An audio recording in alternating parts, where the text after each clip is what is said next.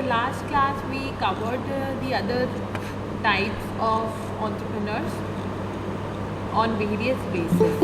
Okay, now only the last category was left, the others category, in which all the types of entrepreneurs that were not included in the previous categories have been included. So we'll go through them one by one. Okay, so first is the first generation entrepreneurs. What are first generation entrepreneurs?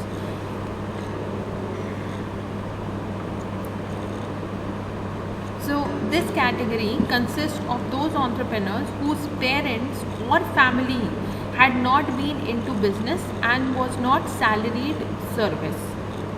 salaried service. The booming economy of India had led to a multitude of business opportunities, and with deregulation it has been becoming easier to set up businesses. So a first generation entrepreneur is the first entrepreneur in their family. Okay, the only differentiating factor here is that their parents or their grandparents were not into business, they were into jobs. Okay, they were working for somebody else.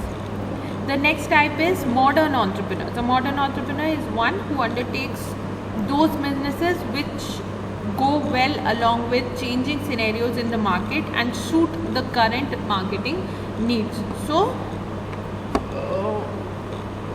an entrepreneur who keeps up with the changing scenarios, who keeps track of the latest trends, latest technological changes that are going on in the market and in the marketing field. All those kind of scenarios they keep track of, and they try to bring or use these type of changes or new developments, new technological advancements in their business. Okay, then women entrepreneurs. Obviously, what are women entrepreneurs? Women as entrepreneurs have been a recent phenomenon in India. The social norms in India had made it difficult for women to have a professional life. Now this has changed. Progressive laws and other incentives have also boosted the presence of women in entrepreneurial activities in diverse fields. In 1988, for the first time, the definition of women entrepreneur enterprise was evolved, that termed as small scale industry unit or industry related service or business enterprise managed by one or more women entrepreneurs in proprietary concern, or in which she or they include individually or jointly have a share capital of not less than 51% of the partners. So here we are talking about women entrepreneurs. Obviously in India it has not been for a very long time in trend or in use that women were allowed to do business, women could do business because of various social evils, that women are not allowed to work. In some of the families they do not allow girls to go for education, okay, for even for jobs, let alone business. So things are changing now as people are getting educated.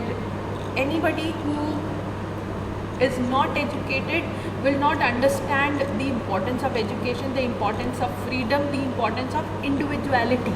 Okay, and for a female, for a woman to be independent is very important in today's world. Okay, all of you who are now studying, your parents do understand the importance of educating the girl child, and hence you are enrolled in such a good college, and you all are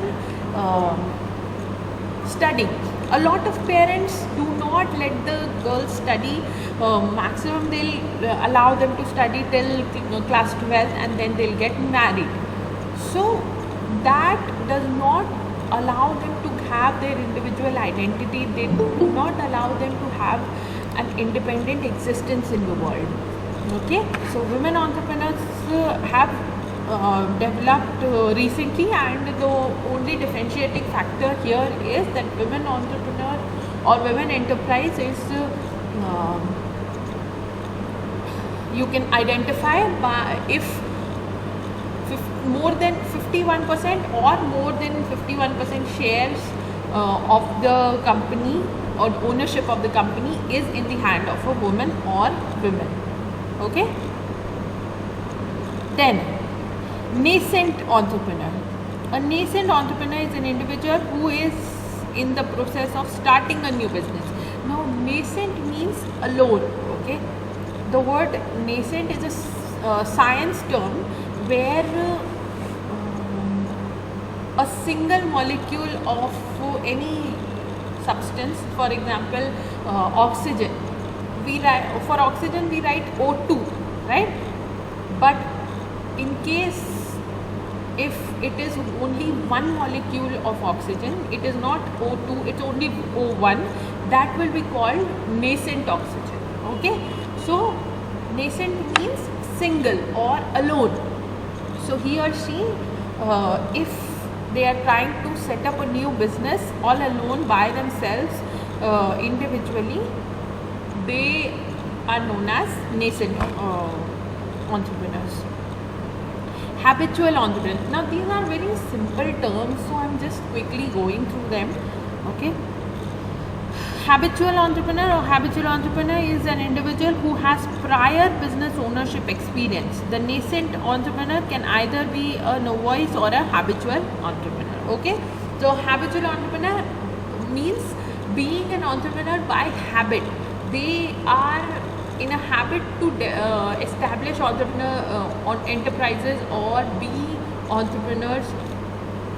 They have been owning some business in the past and now they are shifting to new businesses. A lot of entrepreneurs do this.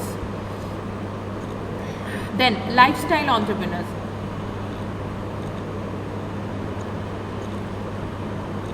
Lifestyle entrepreneurs have developed an enterprise that fits their individual circumstances and style of life.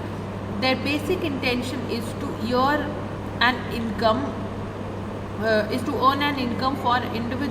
for themselves and their families. Okay, so people who start a business but try to do it in a new way, but they're not that much involved in the business. They do it just to probably get an extra income and kill time, or just to establish doing something in life. Okay, so lifestyle entrepreneurs do not have a very motivated background, or they're not too involved in the business.